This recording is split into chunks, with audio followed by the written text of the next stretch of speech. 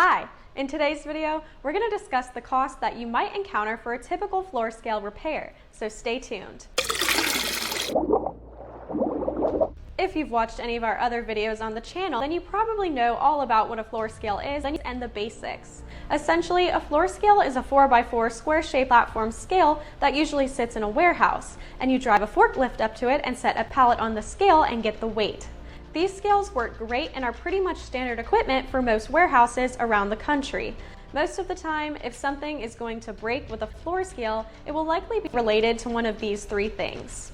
A forklift either hits or runs over the scale. This can do everything from wiping out a load cell to damaging one of the load cell feet.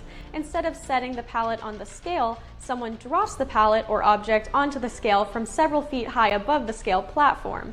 Most scales do not do well with this type of shock load that are just dropped on the platform. The cable between the scale platform and the digital readout gets cut or ripped out somehow. So assuming one or more of these issues happens, what kind of costs can you generally expect for a floor scale repair?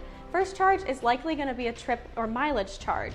This will vary depending on the scale company, but the trip charge to repair a standard 5,000 pound capacity floor scale is likely going to be somewhere between $125 to $250 and largely depends on the distance from your facility to the scale company headquarters.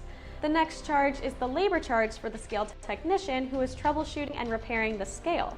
This can vary depending on the severity of the scale problems, but generally expect a charge of anywhere from $250 to $500. The next charge would be for any equipment that needs to be replaced. In our example, we're going to say that one load cell and one foot need to be replaced. That would likely be somewhere between $250 and $350, depending on which scale manufacturer's replacement parts are involved.